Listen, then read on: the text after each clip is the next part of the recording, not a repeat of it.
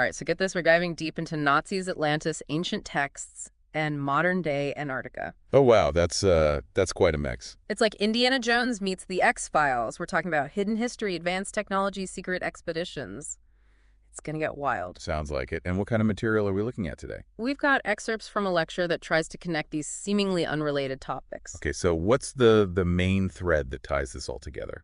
It seems to be this idea that there's a hidden history, a history more science fiction than fiction, suggesting potential connections between ancient myths and advanced technology. And how does Antarctica fit into all of this? That's the big question, isn't it? Is there really a connection between Nazi expeditions to Antarctica, ancient Mesopotamian texts, and all those mysterious trips high-ranking officials have been making to the South Pole? Let's start with those Nazi expeditions first. What do we know about those? Well, there was this German expedition to Antarctica back in 1938 and 39. 38 and 39. And it was led by this unlikely duo. Unlikely. How so? You've got Hermann Goering, a high-ranking Nazi official, very practical and technology-focused. Right. And then you've got Rudolf Hess Hitler's deputy, who was heavily into the occult. Huh.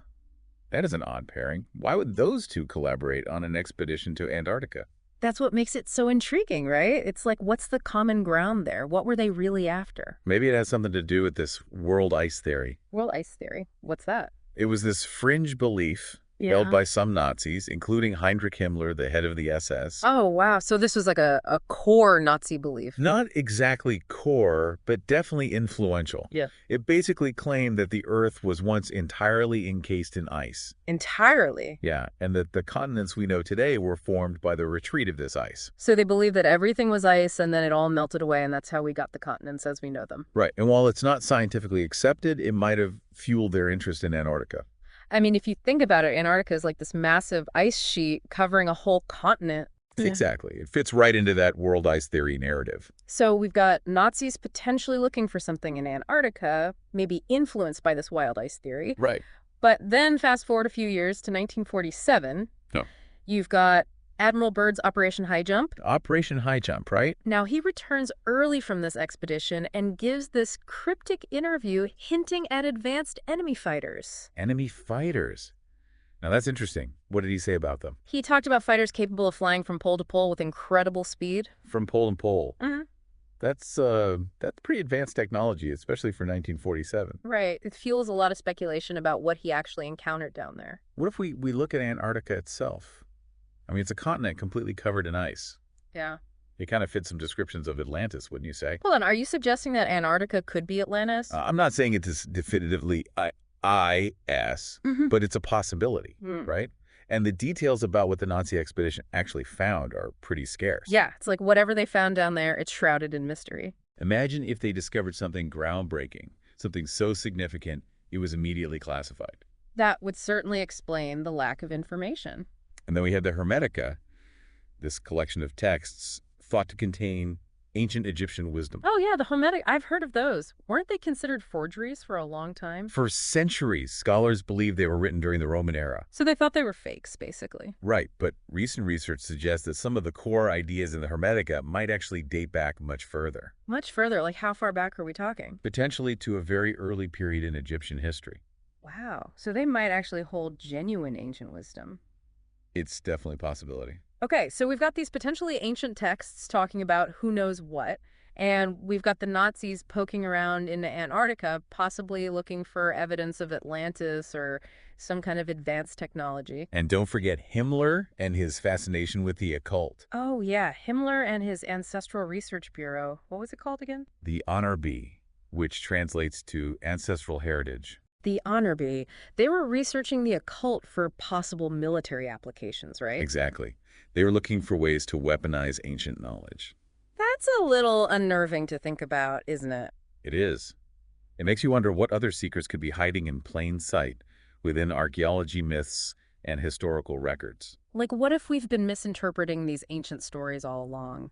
What if they're not just stories, but blueprints or warnings from the past? Okay, so we've got the Nazis, we've got the Hermetica. What about these ancient Mesopotamian texts you mentioned? Ah, yes. Let's talk about the Epic of Nergal. The Epic of Nergal. What's that all about? Well, it's not your typical epic story full of heroes and monsters. It reads more like an inventory of powerful technology. An inventory, like a shopping list. Kind of. It's a list of weapons and artifacts collected after a war. And what kind of artifacts are we talking about? Some of these items were supposedly so powerful they were impossible to destroy. Impossible to destroy. What does that even mean? We can only speculate, but it suggests technology far beyond anything we can comprehend. That's pretty mind-blowing. The text suggests a war between gods who possessed this advanced technology. Gods with advanced technology. Now that sounds like something straight out of science fiction. Right. And here's where it gets really interesting. Could this be linked to the Atlantis myth? Could there be a real cache of this ancient weaponry hidden somewhere? Wow, that's a lot to unpack.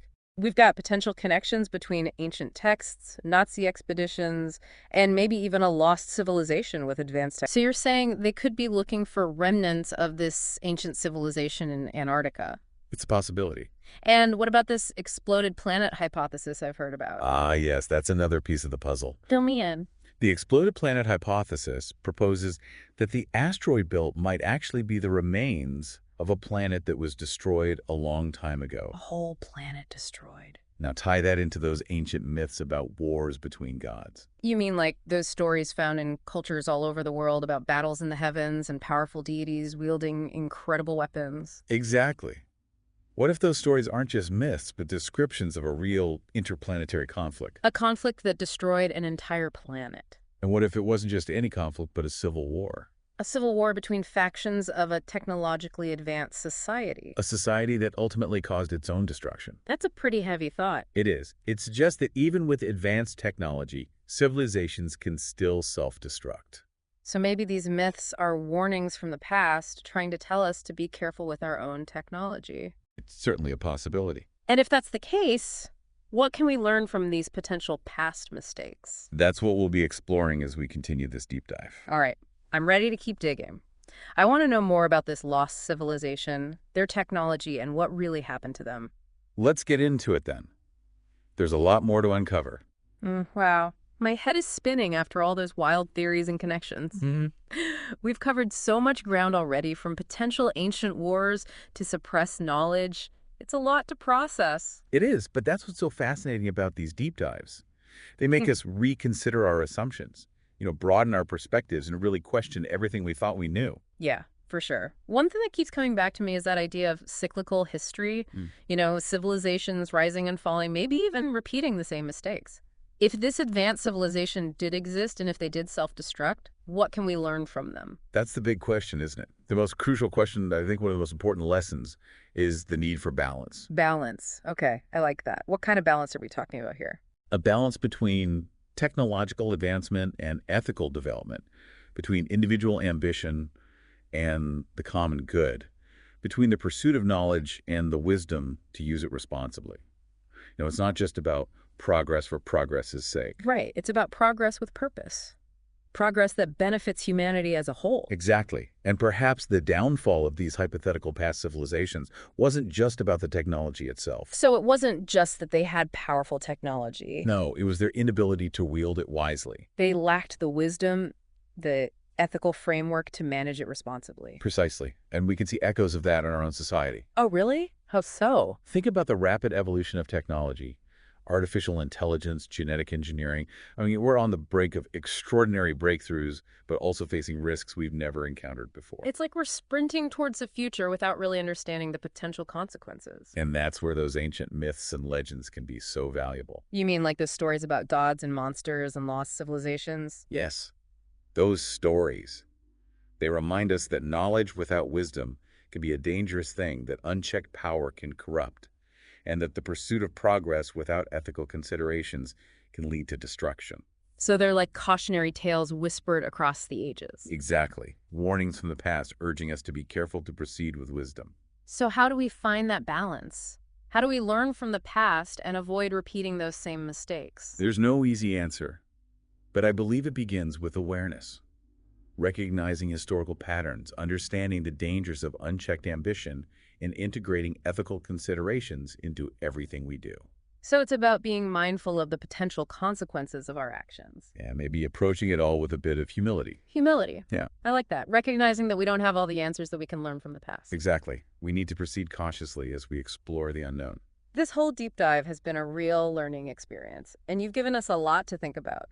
But there's one last nagging question. Okay, what is it? If powerful forces are still looking for this lost technology, as our sources suggest, what are their intentions? Are they trying to use it for good, or could this be something more sinister? That's the million-dollar question, isn't it? And only time will tell. But it highlights the importance of staying informed, thinking critically, and taking action. So we can't just sit back and wait to see what No, happens. we need to engage with these issues, ask difficult questions, demand transparency, and hold those in power accountable. You've given us a lot to ponder today, but I have a feeling this deep dive has only just begun. What if these seemingly crazy connections are real? What if we're on the verge of uncovering a history far more advanced and potentially dangerous than we ever imagined? And what does it mean for us right now if these powerful forces are actively searching for this lost technology? Those are questions you'll have to grapple with yourself. Keep researching and think critically about the information you encounter. Remember, the pursuit of knowledge is an ongoing journey, not a destination. And it's a journey best taken with an open mind, a healthy dose of skepticism, and a commitment to seeking the truth. All right, so we've touched upon the potential dangers of rediscovering lost technology, the idea of cyclical history, and the motives of those who might be seeking this knowledge. But let's shift gears for a moment and dive deeper into one of the texts you mentioned earlier, the Epic of Nergal. What makes it so significant in this whole puzzle?